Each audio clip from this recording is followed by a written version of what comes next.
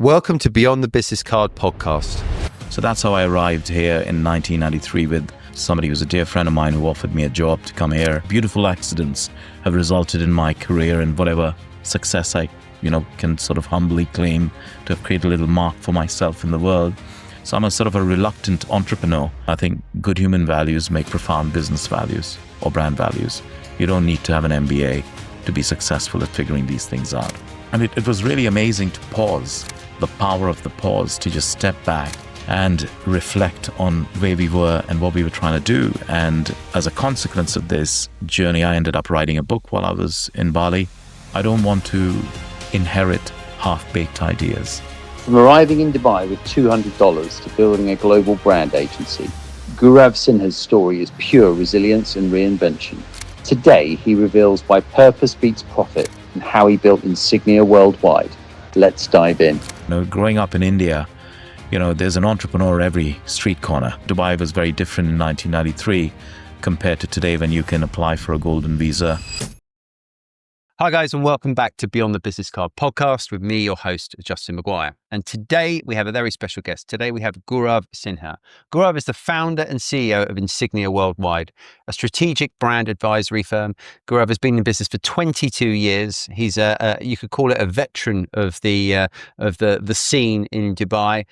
He's been in it slightly longer than me, which is fascinating because I've not met anyone that's had a business longer than me in Dubai yet. So I'm going to hear all about his roots, where he started the business from, and he's a published author with Compassion Inc. So we're going to hear all about that as well. And Gaurav's very kindly agreed to share his story with us today. Gaurav, welcome to the show. Thank you for having me. It's an absolute pleasure, sir. It's a pleasure to meet you and to be on this wonderful podcast. Good. Well, yeah, thanks for inviting us into your office. Your lovely office. No, I think this office is bigger than most people's offices, so that's fantastic. Thank you. It's a space where we spend so much time, so you need it to be conducive of being a place you want to spend time in. Of course. Yeah. Of course. And I obviously gave you an intro there, but I can never really do it justice. So would you mind just furnishing us a little more information about yourself? To give you the painless version of me, I'm originally from India, born and brought up in India. I'm in many ways, an economic immigrant who, at the age of 20, borrowed $200 from his mother to better his prospects, and that was 1993, and decided to come to Dubai because it was one of the few places in the world where a young Indian man who was close to broke could actually get a visa to get somewhere. So that's how I arrived here in 1993 with somebody who's a dear friend of mine who offered me a job to come here and set up a chain of Indian fashion stores. I used to work in the fashion industry in India, which never happened, by the way. So that fell apart within 5 months of coming here, resulting in me having to get reincarnated.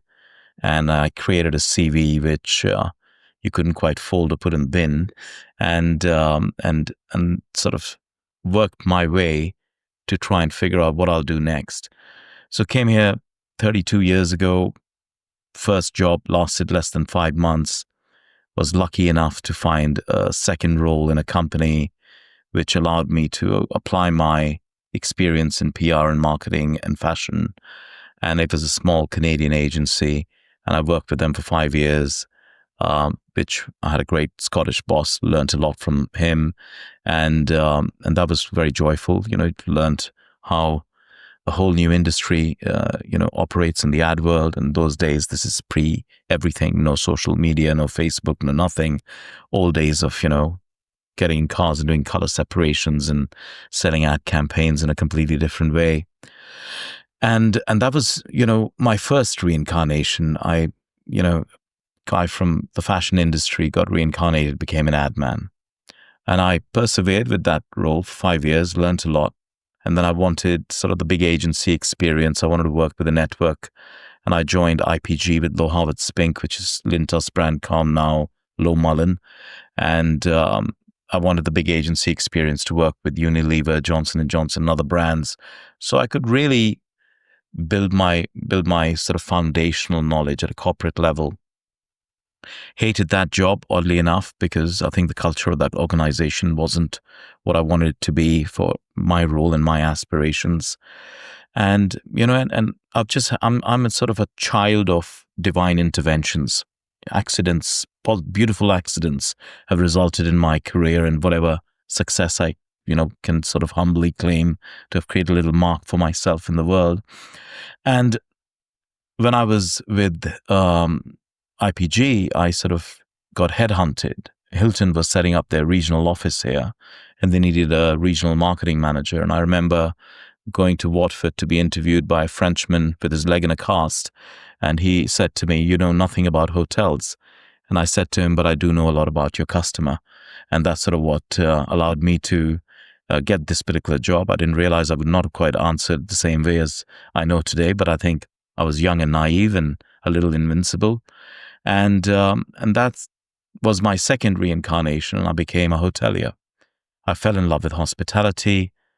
Hilton's a great company. They put me on a whole bunch of, fast track courses. You learn about asset management, revenue optimization, besides the branding and marcoms and channel marketing and partnerships. And you start learning a lot. And I fell in love with hospitality. And I have a few sort of truths in my life that shape me and the things and the decisions that we do as a business, even today.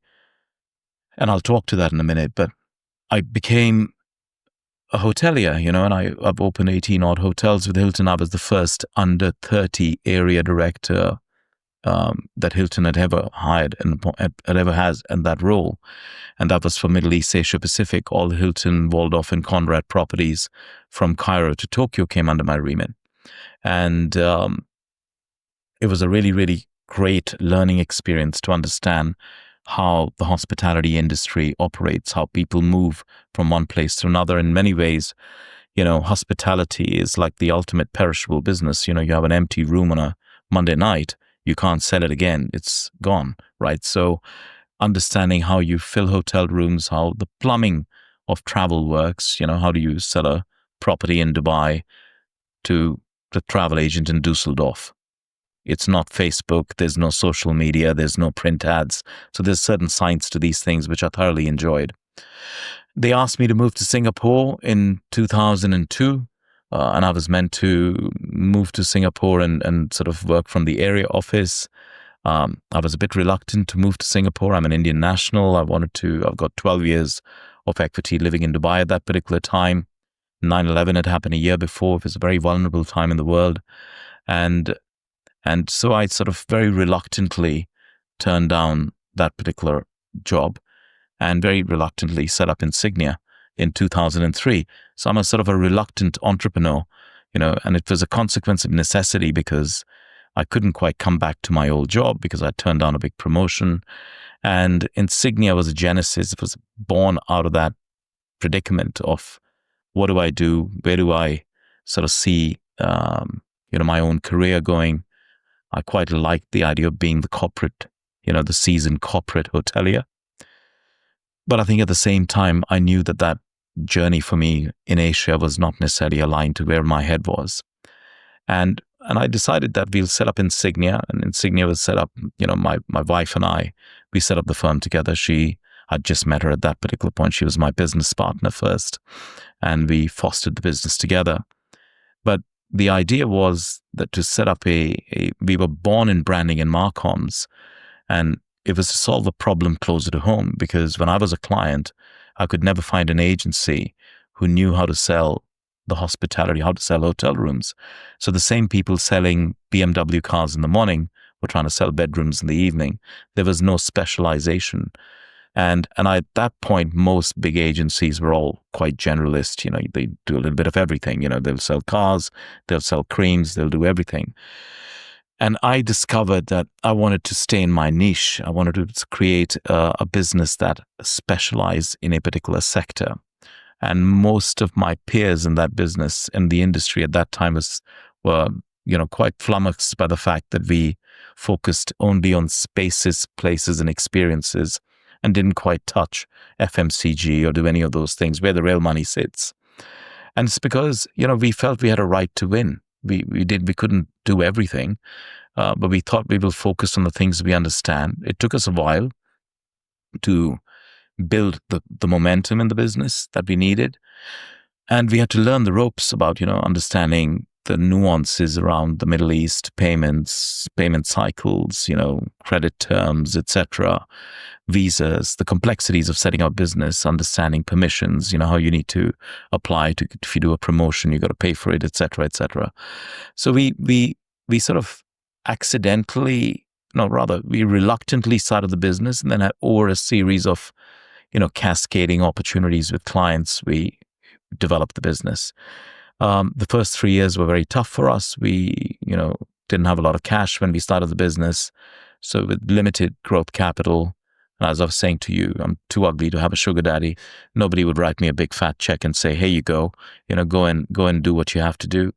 So we sold balloons. We did below the line work. We worked as sub-consultants to people. We sublet spaces because we couldn't afford to pay rent.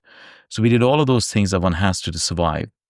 And then the needle moved. I think, in 2006, we sort of found our momentum with Jumeirah Hotels, launching new properties here, understanding in many ways the problems we wanted to solve for them were very different from what a typical agency would do.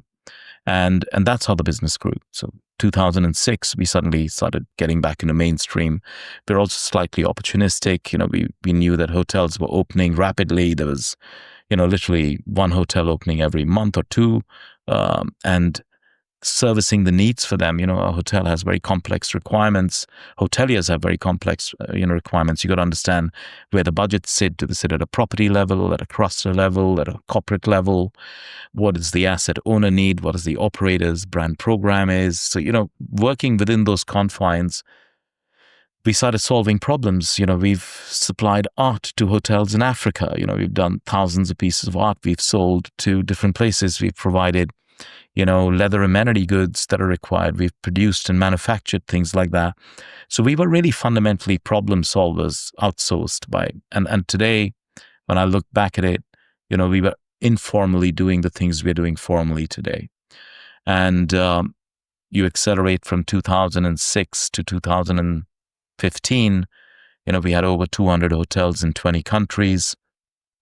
We've opened 160 odd restaurants. We work with tourism boards. We work with sovereign funds. We work with real estate developers. So, our world widened quite rapidly. And then we work with other destinations, amusement parks, shows, museums, basically moving people.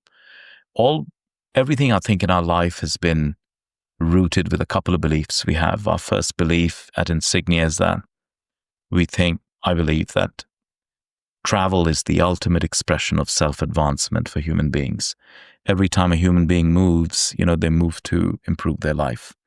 Be a better father, close a business deal, save a marriage, whatever it is, people travel to improve their lives.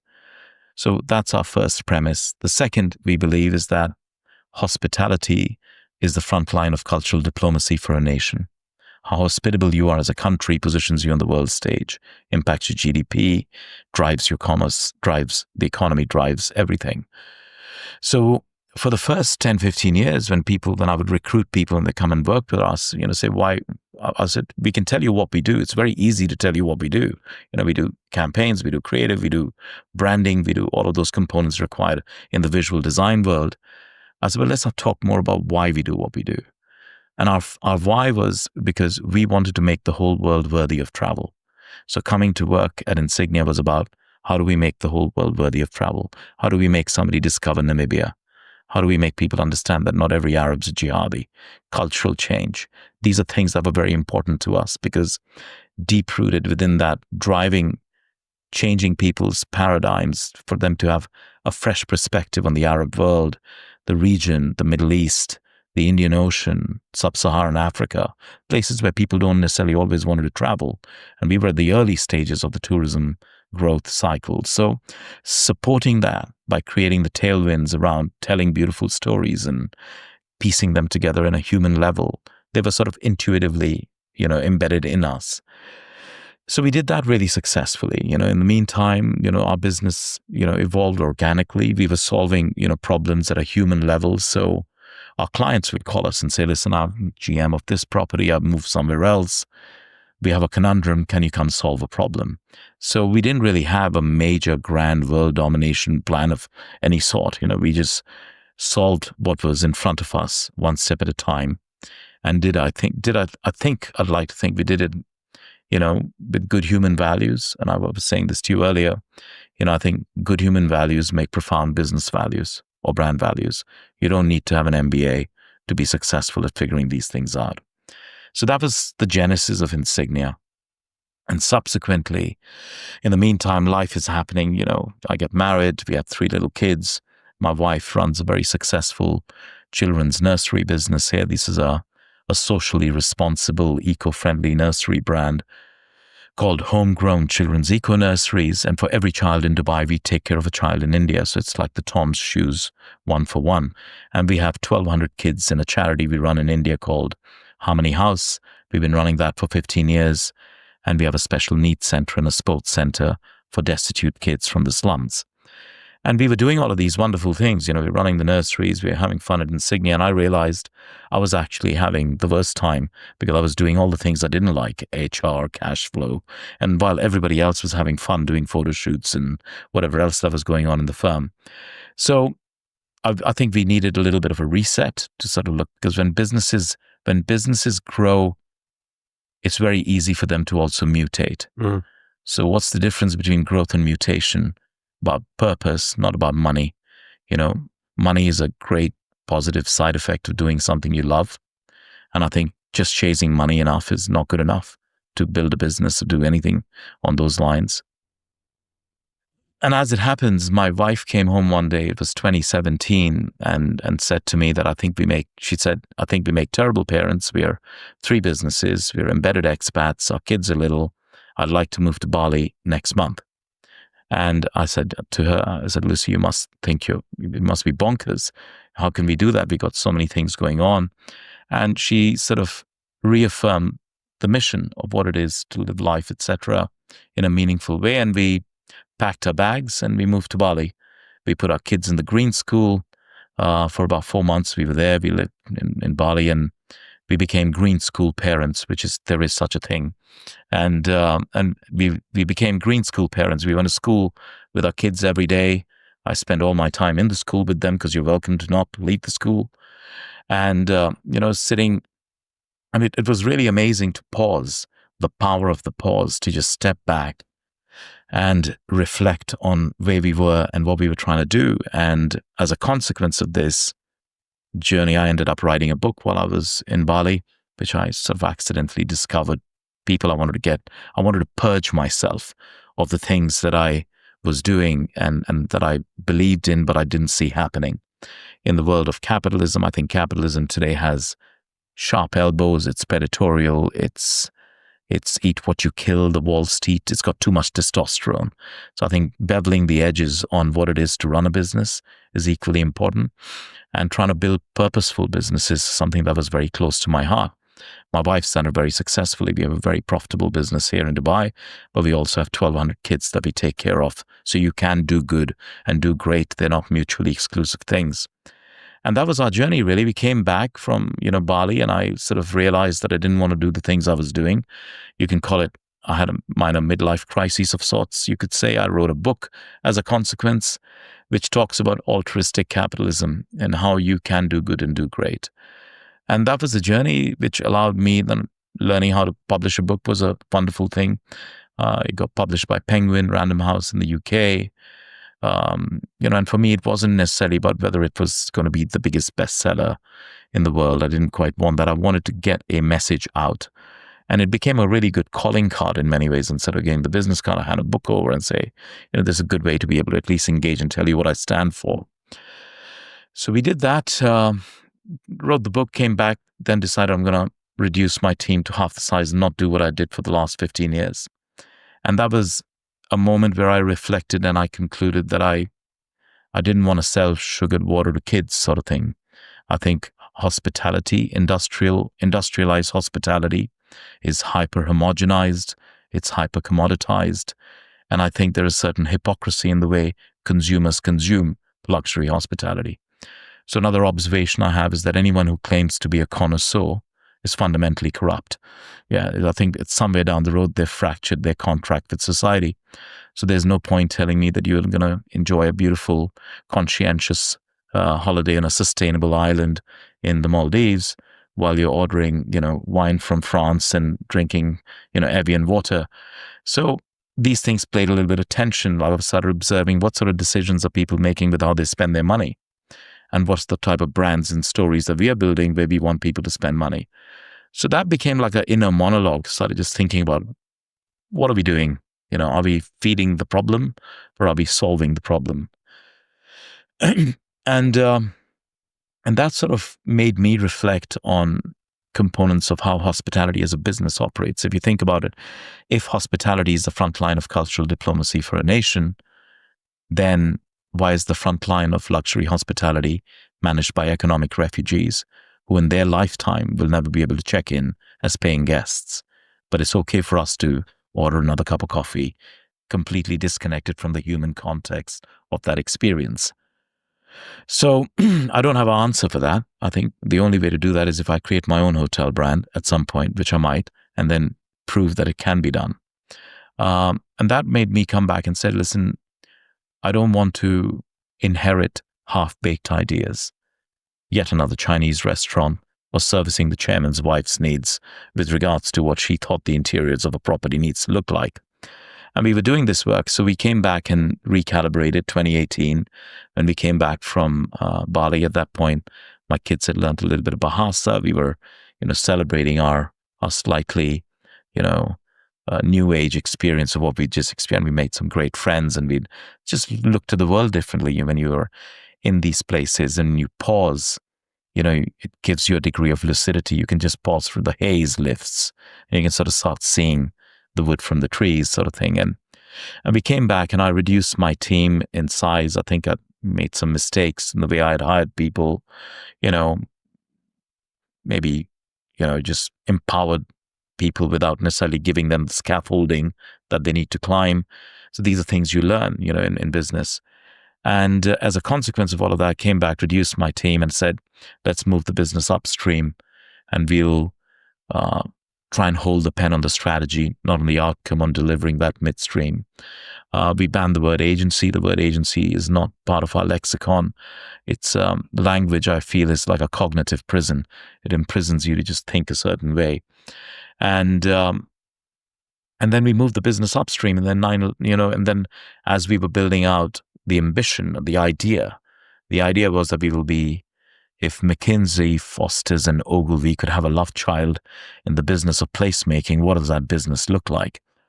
And you could in many ways say we are like the Balenciaga of, the creative industry. We are a social experiment in, what we are trying to do. And that's what we did. We moved the business upstream, said we would be a design and strategy advisory firm. We want to hold the pen on nation building initiatives. How do we do that? We said, let's go figure this out. And then obviously COVID happened, and it accelerated everything we wanted to do. So everything we had planned to do over 3 years, over a steady hand, we had like some sort of a plan. Suddenly it was compressed into 12 months, and we had to execute. And we had a lucky break. We had a, Vision 2030 had just been, announced a few years earlier. We very deliberately focused on Saudi and said, listen, here's a nation that's on the rise. And, instead of being paralyzed by the past, can we support the future and author something on those lines? And we were very lucky. We got our first project. One was to create the coastal highway experience in the Kingdom of Saudi Arabia.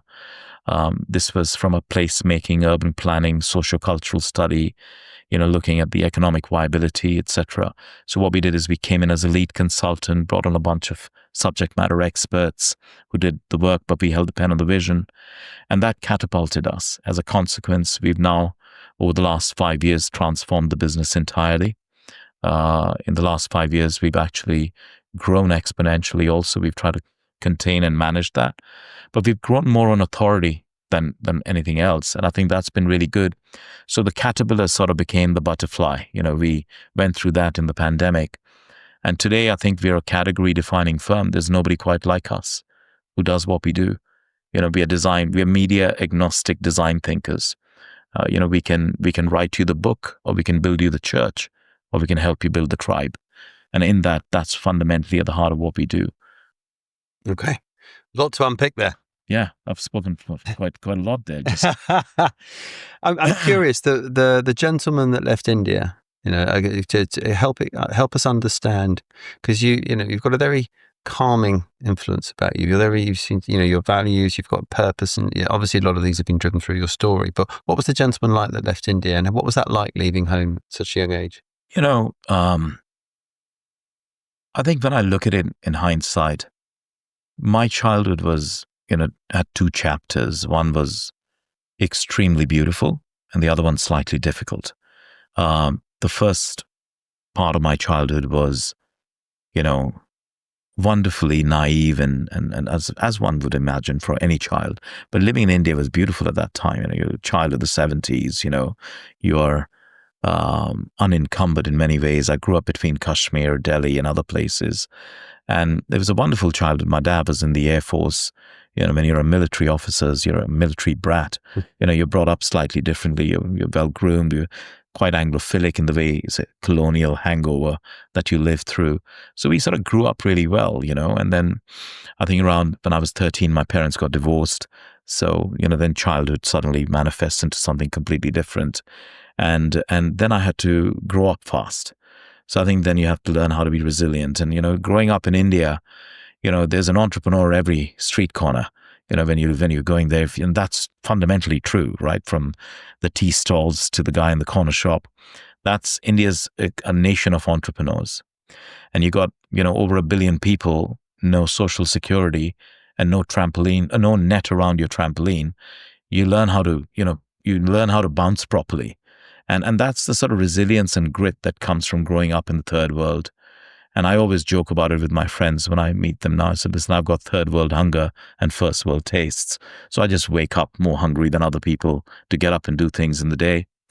And that was childhood. It was wonderful. India's a beautiful, rich country in so many ways. It's a land of contradictions. You have billionaires and people who are, living a cheap peasant life.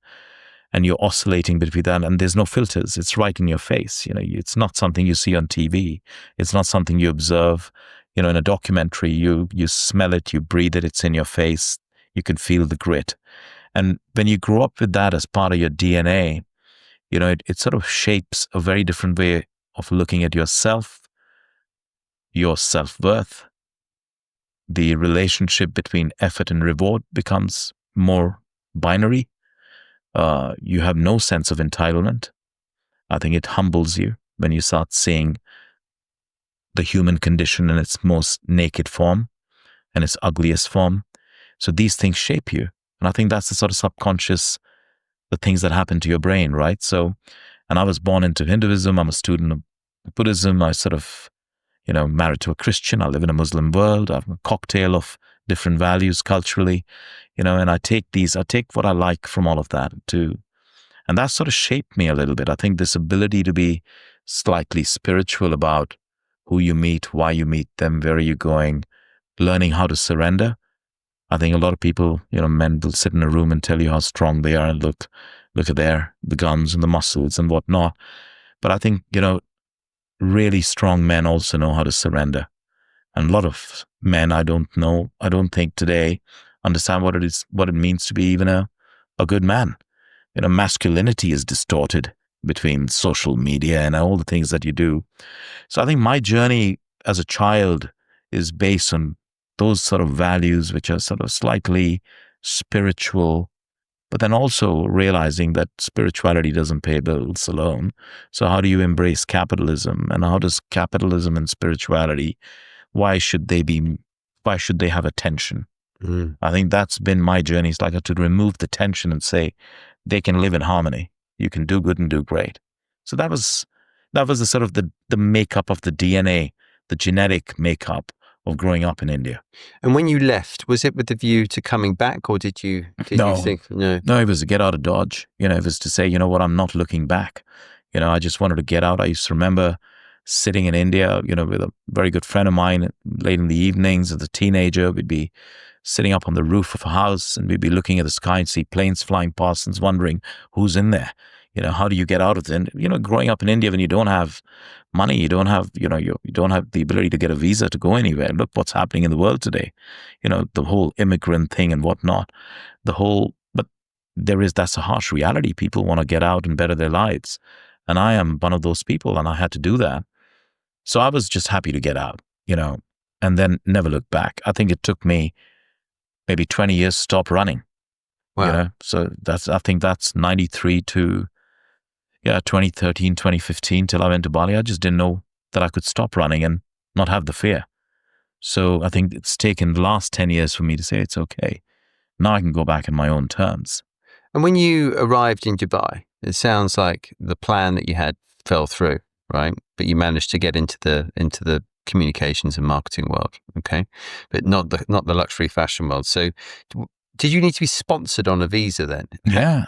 So how did you cope with the job that you came to? Because you sort of brushed over that. But no, it's a good question. I came here with as a consequence of meeting somebody who's a very successful, extremely successful gentleman who is in the education business here. They own most of the major schools here. And he is also still a very dear friend of mine. He's chairman of the firm. And he brought me here. And he I was a sort of brown-eyed boy at the time. So he sort of gave me the visa, helped me set up. I had a small studio apartment in Dubai, where I lived in Al Fahidi Street near HSBC Bank. So I started there, and when we realized that the journey that we were about to embark on wasn't going to happen, he very kindly let me stay on the visa till I found another job. So that was really good. Okay. And I stayed on that visa till I found another job, and then I transitioned from there on. So that sort of the dark cloud of the visa conundrums. Dubai was very different in 1993 compared to today, when you can apply for a golden visa, even if you're a content creator, so the world has changed very rapidly. The world has changed. I still remember when I first arrived in 2008, we had to be the firm. Well, I actually arrived with a company that offered me a job. I arrived September 2008, and the markets collapsed about 3-4 weeks after that. So the job I lost my job not for long after arriving. Right. And those days took so long to get a visa. I hadn't even had my visa come through. But the firm there kindly said, look, we've gone this far, we'll let you go on it. So I was able to stay. Yeah, and it's very different for British nationals versus Indians, right? Yeah. You can either do a step out of the country, come back and stay on a visit visa. That's right. In the old days. Oman, go to Hatton. Yeah. So those things, those luxuries were few and far between for people like myself. Yeah. But Dubai is also, embraced. I think it was wonderful then, it's wonderful now. A lot of people ask me, what was it like 32 years ago? Not very different from where we are, from an energy, spirit, resilience. It was much smaller. You'd meet the same people in different places you'd go to. And some of those people that I know since then are still here, they've flourished. It's a city that allows you to get reincarnated. I think that's an important part of what Dubai does. Dubai is a city where, I call it, with all the expats, I call it positive dysfunctionality. People who are either running away from something or running towards something. Nobody's stationary here. Things are happening. But they stay longer. They do stay longer in general than they do used to. now. Yes. They do now. A lot of people would have come in I'm coming here for 3 years. I remember friends of mine from London would come in and say, listen, I'm coming here for 3 years, saving enough so that I can go and buy my flat in London, and then I'm going back to what I used to do. And they've done that. There's a generation of people who've done that.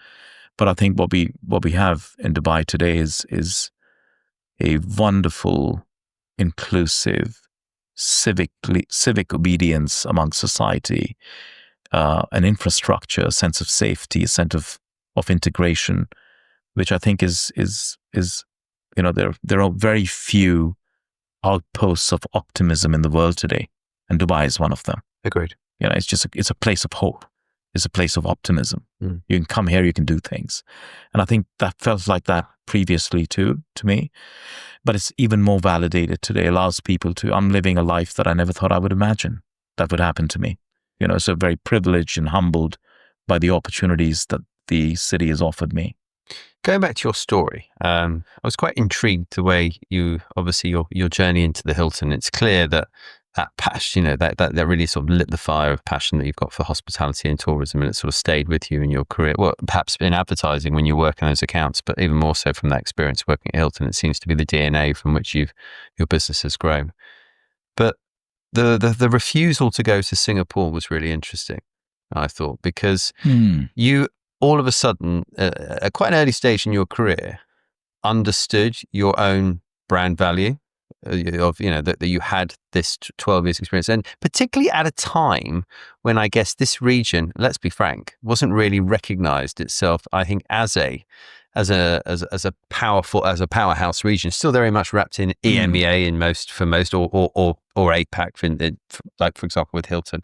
What was that sounds like a very mature person to make that decision, to turn down that opportunity, because at the time, let's be frank, Singapore in 2002 was rocking. That was the people that were there then. I've spoken to many. I've moved many to Dubai. That was the golden years. Yeah, and I've never been asked this question, and what was the reason or why I chose not to go to Singapore? And I don't think it was that sophisticated, quite honestly. I was quite young and naive, I'm 30 years old at the time. And, the needle just wasn't pointed towards the East. And I think it's a consequence of finding stability, right? Like for me, Dubai, Singapore, same. Dubai, you can't be a citizen. You can get a permanent residency, etc. I think a little bit of me was at that point doing what the millions of others were thinking about. How do I move to Canada? How do I change my citizenship?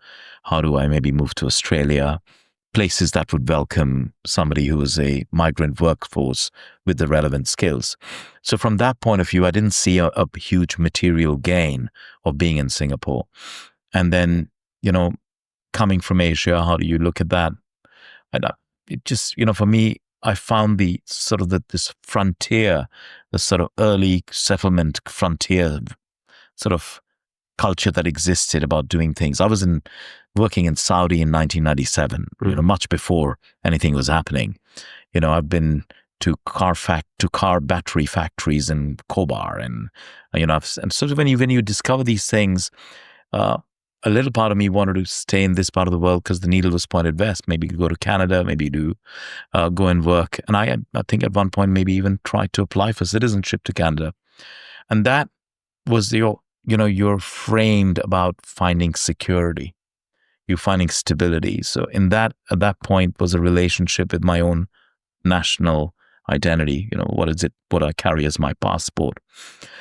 Ironically enough, even though I'm married to a British person, my kids are all British subjects and whatnot, I'm now fiercely Indian, and like proudly so, if you know what I mean. Like I do not want anything else but my Indian passport.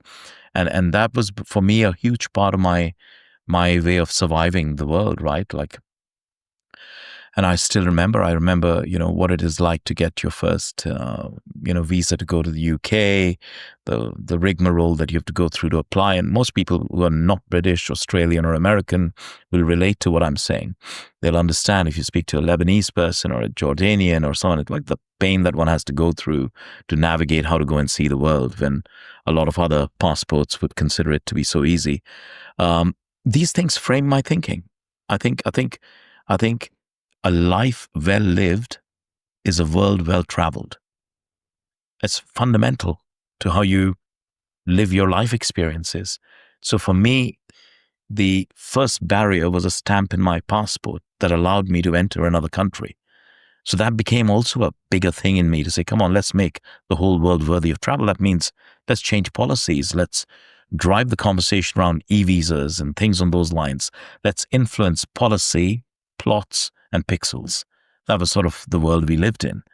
Does that answer your question? So it does. Why I didn't want to go to Singapore, and that was it really. In many ways, the decision was made by also a little bit of a lack of familiarity with the region, maybe a little bit of fear, possibly. It could have been the biggest mistake I made, because it could have very well gone south very quickly. Yeah, I think sometimes when we reflect back on the reason and rationale decisions we make, we can justify it in our mind. Hindsight's a beautiful thing, right? We can justify it. But I was just curious just to unpick, because it feels like that period in your life, from the way you told your story, was, you turned down what could have been a very lucrative job offer, and you then, rather than go and look for another job, you decided, oh, you know what I'm going to do? I'm going to set up my own business. It seems like something's happened at that moment where you become incredibly brave.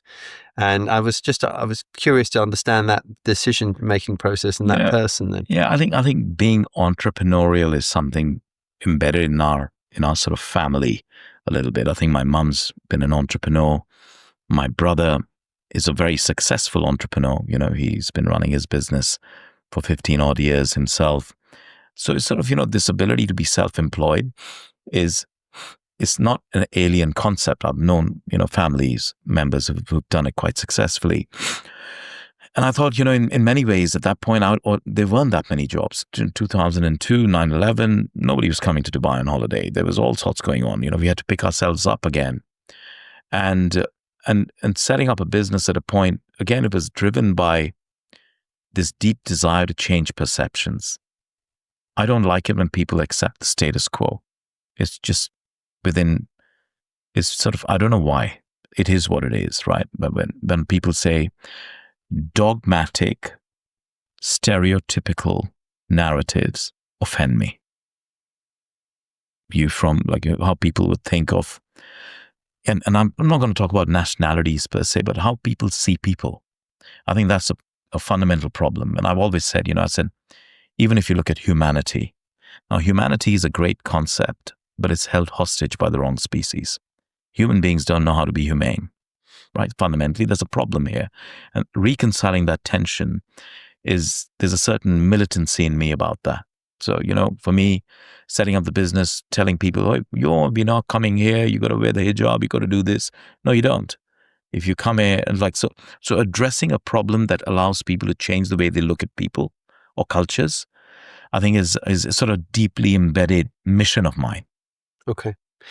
It's, you just said it again, you've just said that people weren't really coming to Dubai then. So the market was somewhat quite flat. Let's be honest, looking at this even 20 odd years down the track, there's a lot of great successful independent stories that have come out of the region. Many have, crashed and burned. You've clearly shown you're able to survive, and we'll go into that. But it just seems an incredibly brave move.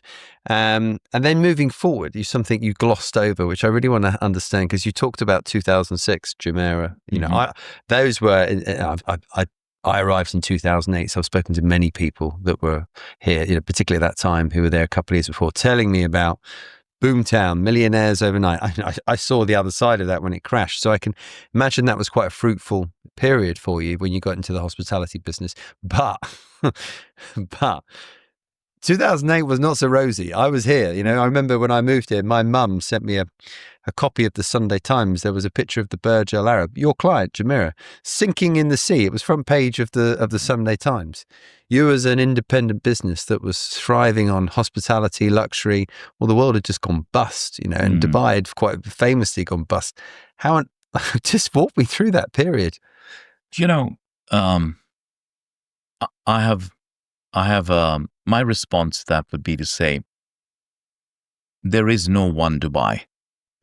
You could say there's 5,000 Dubais happening simultaneously.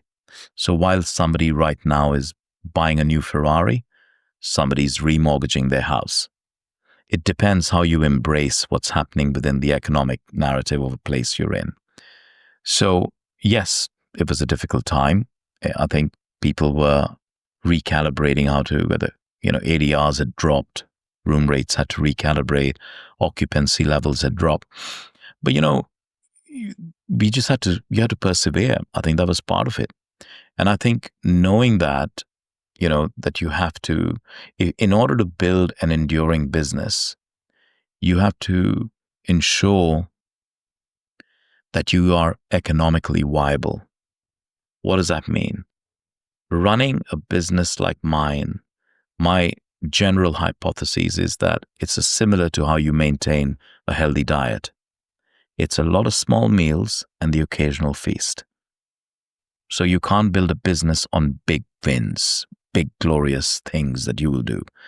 The reality is 95% of an entrepreneur's life running business is doing the ugly things really well. right, is doing the little bitty things really well. So our business sort of evolved and grew. We were, what limited capital we deployed. We just had small meals and stretched it out and said, we're going to survive the period. So it's also about understanding what you've got to do in order to build the foundations of a good business, right? The economics have to make sense. And that sort of was our approach. We said, good time, this too shall pass, as one of those things. So we waited and we sort of used that time to double down on building great relationships, solving problems at a human level. And I think in the Middle East in particular, we have clients who've been great for us because we've been loyal to them. So looking at building non-transactional relationships is something alien to a lot of people coming from the Western world. It's like, I'll work 12 weeks, you'll pay me that, I'll get paid on this date. And it's, hallelujah, see you later. And Dubai and the Middle East doesn't work like that. Relationships are fostered over time. And it's not about profit alone. So we would do work for pro bono if we had to, because we knew we were in it with them. There's a sort of spirit of partnership. And I think it stands true even today. We don't see it as a client, service provider relationship. We see ourselves as deeply embedded long-term partners in the story of what was happening. So we survived that in many ways. We had no other choice also at that point, like those days. And we were slightly hedged. We were also working in the Middle East, but we were in the Indian Ocean. We were doing work elsewhere. So we were spread out a little bit with our clients. We've done a lot of work in Central Asia and Kazakhstan and places like that. And we love it, so we and we were small. So that I think also helped us manage, what we do. And Dubai, you only got two kinds of people. You got people with champagne lifestyle and lemonade incomes.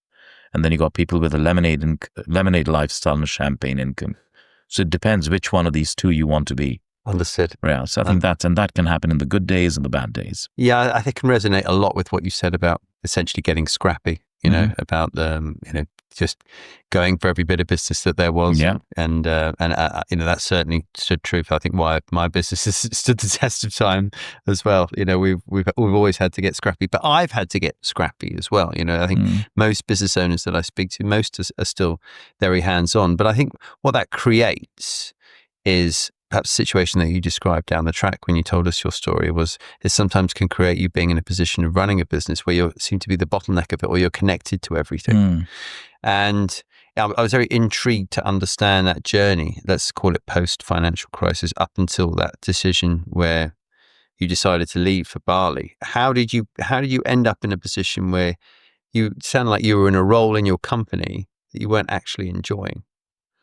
Yeah, and these are the things, these are the scar tissues you get over time, right? So there's muscle memory and scar tissue. The muscle memory bit is knowing how to mitigate risk. And the scar tissues come when you're trying to be creative, right? I'll dabble in something new, come out of your swimming lane a little bit. And for me, this key man culture, empowerment thing is like alchemy. You're perpetually experimenting with mixing your recipe with different ingredients. And it was difficult, and it still continues to be difficult. It's not something that can be resolved overnight when when you're working with people as your principal assets. You're not trading in anything else except the intangibles, the ideas that you manifest. And the balancing the individual with the collective is always a tension. And I'm still coming to work every day, 22 years in. A lot of my friends would say you don't need to, but I like it. I like what I do. So there's a reason why I come in and do what I, contribute to the business.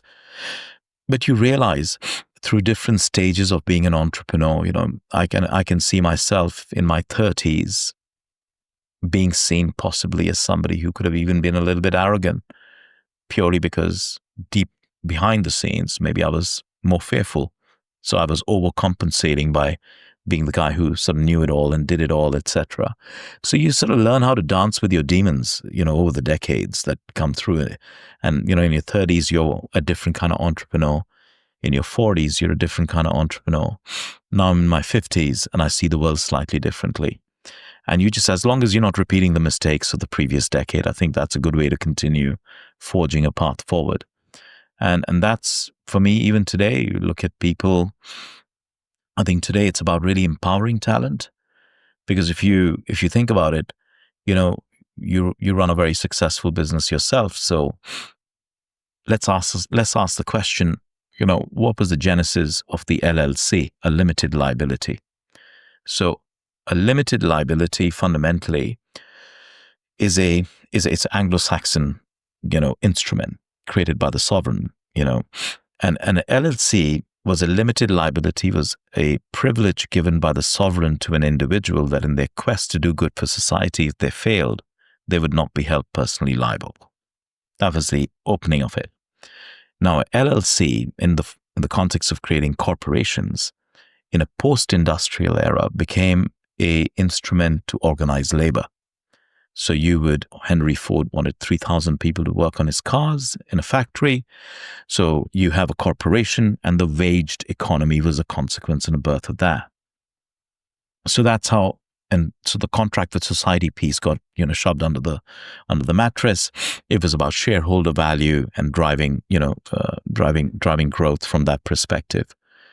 So today, labor is organizing itself. It doesn't need a corporation. We are in an Uberized world. So what is the value a company brings? It's a big question for people to answer to. So when you're setting up a company, you got to ask yourself, if you're in the service industry where you've got talent as the principal sort of currency that you trade with, then I think corporations need to recalibrate who they are and what they stand for. So which is, in many ways, what does a corporation do today? We mitigate risk, we underwrite insurances, we, on behalf of clients, it's performance bonds, it's, getting registered in the right, reduce barriers of entry so we can enable opportunities to come in. So I think companies also need to start thinking differently about how they structure themselves. Like at Insignia, we take a lot of pride in how we reward our team. We have, I think, one of the healthiest and most generous bonus schemes possible in the industry. I don't think there is any company in the market that matches what we do in our segment, our size of the things we do. And it's about building this spirited collective that can take the baton and run with it, right? And that's the perpetual challenge we all face. Like, and when do you let go? Like, should we have, tier 2 share classes? What's the employee share option scheme look like? It's great to talk about these things in HR manuals. What does it mean? How do you reward people and what goes in their bank account? These things matter. And I think that's where I see great new opportunities emerging. So Insignia's future chapters could be unpacked on those lines, where people are better empowered, opportunities are better empowered, and maybe we work differently. I don't know. I would love to flip the whole thing around and have the employees pay me. So, but that's not quite the ask just yet. But there is possibly, in irony lies truth. Somewhere in this could be the genesis of a new way of being a platform and not being a corporation. Okay. In terms of going back to your story, because I'm very intrigued by all of these foundations, because everything you've just said, the foundation element, the foundation journey of the entrepreneur. This is what we're really unpicking in this in this podcast. You met your wife, I'm going to assume, here. Yes, we did, through common friends. Her father runs a very successful balloon business, and she came to me to promote her father's business. And we repositioned it and called it inflatable media and not balloons to begin with, which sort of elevated the game. But yeah, that's how we met. We met through common friends, and I very soon realized after meeting her that this is the person I want to spend the rest of my life with. Now, I shared with you off camera that my wife's also an entrepreneur, and it's been people say, what's it like having two of you entrepreneurs living in the same house with 3 small kids? And it's total chaos in many ways. And it's also very hard to balance work and life and time for each other, and lots of things. Actually, when you told your story about moving to Bali, then I was was zoned in because I'm 45 now, and I think that my wife and I have had similar discussions ourselves, right? We spend a lot of time in Sri Lanka, but my point is that you sort of feel at any stage that you're sometimes letting something or someone down because there's a piece of you getting taken in many directions. Now, I'm interested in the entrepreneur that sort of met his wife similar to me. I met my wife in Dubai. We had a young family. Whilst all the growing business was going on, I'm interested to understand the balance that you were, what life was like, how you got through that period. And there's going to be a lot of people listening and watching to this who are in that zone right now. It's interesting. You could say, a lot of people would say, don't do business with your family.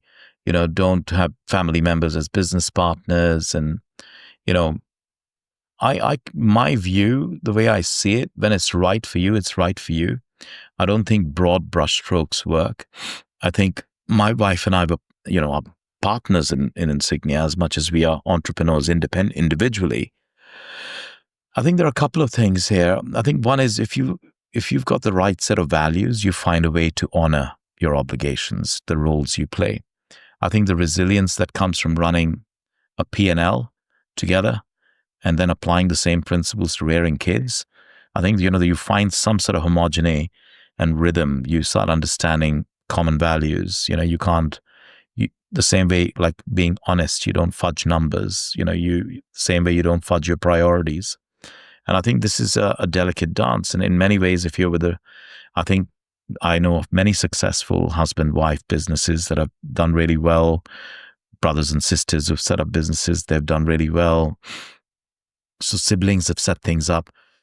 And if you just zoom out and look at Dubai, all the best Emirati businesses are family-run businesses, so there's no tension between family-run businesses, multi-generational family-run businesses. So it's a very different concept when you look at sort of corporate governance and whatever else and shareholders and partners and, let's say, a more mature Western market and what they do. But it's not alien to the culture of being in the Middle East, coming from India. We have family businesses. They're traders in fabric, and it's handed out from one generation to another. So I think it's from that point of view, it didn't feel alien at all. My wife and I managed those priorities and obligations by complementing each other.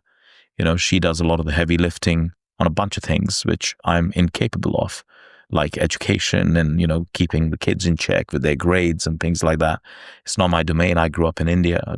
For me, education has I have a very different relationship to it. As, let's say, my wife's quite sort of, clear about how to make sure that kids are equipped with the right academics. And my son is dyslexic. So, for me, I have a very different view on it. Like, just as long as you're happy, and you learn how to be a good human being, which I think is essential as part of the fabric of what it is to be a good human being. So we balance these things. So we bring a little bit of yin yang to each other. And I think anything of virtue in my life is a consequence of me meeting my wife. I think she's been my compass, my moral compass to stop me from coming in my own way. My own preconceived notions about me being either a slightly egotistical or arrogant. She calls it out. So she's a good mirror and a good windshield. And I think that's what great partnerships bring, even in a marriage or in business. Do you tell her that very often? She knows that. She reminds me occasionally too. Fantastic. Yeah. So when you made the decision to go to Bali, what was the setup here? How come you were able? There's probably, if anyone listening, watching this, probably was thinking, well, how could they do that if they were running their businesses in Dubai? And how could they just, there are probably many people that dream of doing something like that, and it just the doing it just seems absolutely impossible. How were you able to do that? Quite honestly, there was a lot of fear, at least with me, because, you're worried about the quality of the output of the product. You're worried about the client relationships, profitability, cash flow, payments coming in, who's chasing, who's not chasing. So I had a lot of that fear, but you also realize very quickly when we did make the move, because I was convinced that I'll go do the 4 months, but I was ready to jump on a plane, come back the minute I was needed here. And the KPI for the team was just like, don't call me back. That was keep it together. But I have such profound respect for my team as a consequence of that. And I think that really triggered the way, I think it also maybe recalibrated the way I sort of looked at my own role within the organization, because the team held it together. Really good team, and not a lot went wrong. Actually, very little went wrong. So sometimes it's just the fear of uncertainty that paralyzes you. But you realize actually it's okay. Things do get done. It was 4 months you did. Yeah, we did. And we came back, and then we just it was like getting back into, but nothing was broken at the same time. A lot of people go to Bali because, they want to get reincarnated and whatever else. And, we were not broken. I would see a lot of people out there who sort of surfers becoming yoga teachers to bankers who have become painters, and you witness all of that. We were Bali'd out by the end of it. Everything smelled like nasi goreng. I was happy to come back home. So there was a point after which it was so nice to come back home. So nice to come back to the team. I think, look at where we were, things that were happening. And then the reset from that, also the pause was really, really important. And you'll be surprised, my message to anyone who's planning to take a little sabbatical is just do it. We are far more connected today than we were 5 years ago, between all your Zooms and your Teams and the apps. I didn't have anything. I'd dial in Skype, so that's what we had when we were there in 2017, and Skype and, dodgy Wi-Fi. But it worked. It worked for us. You can dial in. And I think the way to do that is as long as wherever you go and whatever you do, and younger than me, I'll say to you, just create rituals that allow you to stay connected, and then get on with it. There's no excuse to not do it. Got you. You told us from that experience, you made some sort of quite profound decisions into the direction you wanted your life to go in from that time to think. What you said, remember, one of the main things you did was you came back and you made your business leaner. Yes. So what was, just talk us through that, what you decided to do that was different? So, my other observation about my sort of survival's guide to entrepreneurship is that when people say, how does a business go bankrupt? Slowly, then suddenly. It's the slowly bit that nobody wants to pay attention to. Even when times are bad, when they say, what should you do when the times are bad, when you're in a crisis? You do exactly what you should be doing in the good times. So fundamentally, my realization was that we had become a bit bloated as a consequence of that. And all we did was just come back and sharpen the pencil. We didn't do anything different. So our aim was to manage costs, focus on getting, and it's very easy to put on weight, as one would know, right? You can tell, but it's very hard to lose weight. It's the same in business. It's very easy to hire 30 people. It's very hard to fire 30 people. You can't kick people in the tummy, especially when times are hard. COVID's happening, all of these things. So we had a lot of tension dealing with that, and how do you navigate it? But you do it at a human level. So for us, it was difficult to scale down, to find, it's like literally, we had to like burn calories, like you've got to do a lot of hard work to shed weight and do it in the most human manner. And it's not easy. And there's no one formula that applies here. You've got bills to pay, you've got obligations to honor, you want to reduce, size. A lot of people don't realize that, in business, people, I have a great business, I've got billings of X. My revenue is humming at this. I always say, like, my partner would say to you, like, we talk about this and we say, revenue is vanity, profit is sanity, cash is reality. What's in your bank account? So we have somehow run this business because we don't know how to engineer finance. We are not leveraged. We don't have overdrafts and things like that, by simply obsessing about cash flow. So for us, having that is power, a real power, ability to make a decision, to invest in something, to move with agility. I think these things, so for me, the fact that we had the fundamental economic model was right, it allowed us to persevere and scale down and do the things we did. Understood. I think going back to what you said was like being an entrepreneur in your 30s. I think a lot of the mistakes that I made, for example, I let ego drive a lot of my decisions in the 30s. I hired people. I had this big vision, and I perhaps didn't put so much decision making behind some of the. I went with what I hoped rather than what the reality of the situation was. Would you say you got caught up in a similar situation in your 30s when you were growing a business? Yeah, I think so. I think, it would be a lie to think otherwise. I think as an entrepreneur, you have to carry the weight of your decisions on your shoulders, whether you have good days, bad days, whatever your reputation might be. I take full ownership for it. I think everything that is fundamentally flawed in Insignia today is most probably a consequence of, my poor decisions. I can't transfer that burden to somebody else who's on my payroll. But it was difficult. And I think, in your 30s, starting a business, you have this sort of dual personality, right? In many ways, you feel invincible. And at the same time, you're full of fear. It's just how it goes, because it's everyone's feast, but it's your famine because you're underwriting everything. So if you're underwriting everything, then you expect people to run as fast, think as fast, and do as fast as you would do yourself in order to do that. And I think the biggest lesson for me compared to the 30s to the 50s now where I am is I should have been a better communicator internally. The amount of energy I spent trying to tell the world what we did, if I had deployed even a quarter of that, trying to ensure the team knew why we came to work, I think we would have had a completely different organization, maybe a different trajectory of growth. Maybe I would have been bigger, better, more efficient than where I am today. So as an entrepreneur, I think in your early days, if you're in your 30s, make sure you tell people why you come to work when you build your team. I think protecting what's happening in the tent is as important as managing the storm outside the tent.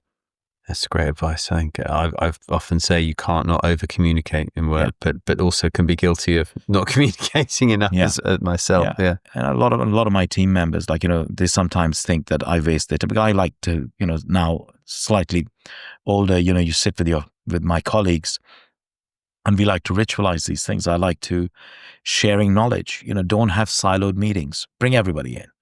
Oh no, it's a waste of my time. I've got a deadline. I've got to do this, that, and the other. Okay, that's all well and good, but this is important because this is not taking time, this is making time for the future. Now you all know, let's learn from this problem. Let's learn from this failure. Let everybody understand that. Let's learn from this victory.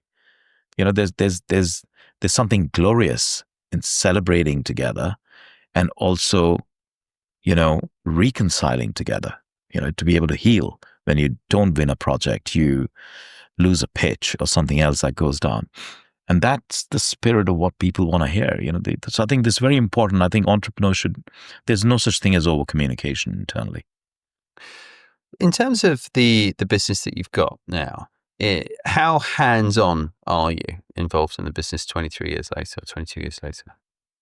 I am hands-on to a certain degree. I think, we hired somebody a few years ago from an Irish chap, he would say, oh, why there's too much CEO involvement. So the word CEO involvement doesn't resonate with me.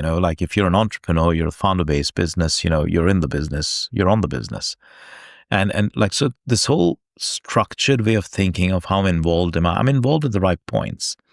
I think it's very different to be in a business and turn up 24/7, 8 hours, 5 days, etc. I come in for a few hours. I come in to meet you today. I'll most probably leave soon after you leave, and things are ticking along. So the business is operationally quite, well oiled. It works. My interventions, and I realize my own weaknesses, and this is something that I think all CEOs should talk about. First thing, when you hire people, you have your heads of department, you have your team leaders. Tell them what you're not good at. Don't tell them what you're good at. I'm really messy in the middle of anything. Any project, I'll come and overcomplicate things. I'll create self-doubt. I'll ask people to maybe rethink and, improve things. I have certain points in a project's life cycle where I'm very powerful and impactful. It's usually right at the beginning. Making sure people know where we've got to go, that North Star. Setting them up with that clarity, I think is great. I think most things that have gone wrong at our firm is just because they didn't start right. Mm. So how you start something right is really important. That's leadership for you. It's just giving people the conviction and confidence and the clarity to know, to say, that's where we're going. We're going to Abu Dhabi. We're not going to Sharjah. It's very clear. Then it's making sure you're really good at closing it out. The same level of energy when you started is the same level of energy you need in the last 5% of closing a project out. So you don't get fatigued. Those are the two things that I think are good, where I'm well applied. Everything in the middle, I'm rubbish at. And everything else in the middle, my team is very good at, but they're also effective at both ends by themselves. And I think that's one of the reasons I come to work, is when they need me. It's more, and I think it's about shepherding the business. It's about being able to look, and I think leadership is not about looking ahead and rallying the troops. It's about looking sideways. It's about seeing around the curve, around the corner. And I think that comes from, I guess, what leadership should be about. It should be about mitigating risk, seeing new opportunities, the transformation agenda. Those are the things you need to own. You need to make sure the culture is right. People understand why we are coming to work at Insignia versus a firm up the road.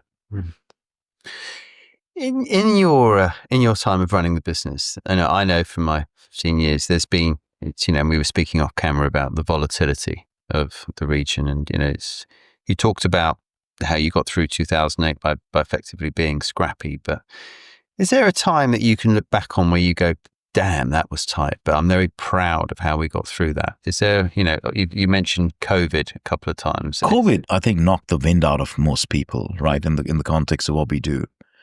And I think it was, for me, my biggest existential, reality check. Everything I'd done for 20 years or 18, 19 years at the time, travel, tourism, hospitality, F&B, everything stopped. All wells dried up simultaneously. And the same thing happened in my wife's business with education. KHDA, nurseries were closed. Nurseries were closed for longer than schools opened. I think before nurseries were allowed to reopen. Everything dried up, and then you were stuck at home. You couldn't even come to the office and sit here and sort of ruminate or reflect in a space that is the engine room, right? So now you're doing it in a makeshift study in your house, and then on Zoom calls trying to figure out how to have collect receivables come in and then payables to be honored. Also, that was scary, quite honestly, because we don't have COVID loans like you could in England lean into. There were no preferred payment terms. Banks don't support you. There's no public sector support and things like that for SMEs. I think entrepreneurs in the Middle East must have really all taken a major sort of battering and bruising, because a lot of these things don't get talked about. But the reality is, you've got to pay people's salary. DIVA bills still come in every month. You got to pay rent. You got to pay your telephone bills. You got mortgages and things going on. So managing that, and what would have been the easiest thing would have been to just say, here you go. Here's your 30-day notice. It's been a good run. We'll come down to 5 people. We'll start again when the haze is lifted. But we didn't want to do that. We wanted to carry everybody through.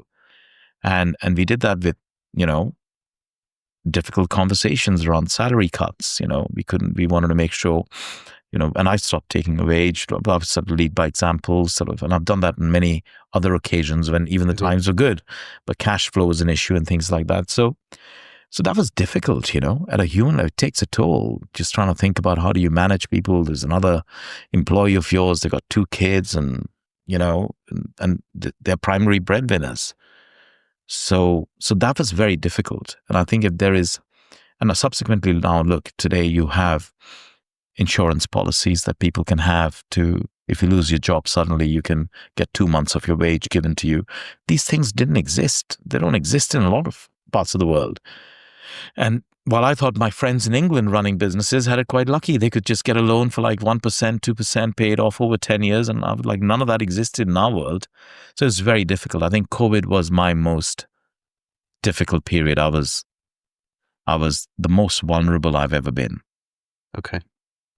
And the business obviously coming out the other side sounds like it's been through a journey with your trip to Bali and making it more leaner and agile. So it leads me to think, where are we going? What's the end goal? To become better at what we are. We have no ambitions to be the biggest or the tallest or the widest. We're quite happy to be quite precise. So for us, precision is something that I would like to perfect. And I think that's the pursuit of what we want to do. Be more precise in the way we see the world, how we solve problems, how we create value, and be more precise in everything we do. Whether it is, and I think precision is become like a Swiss watchmaker.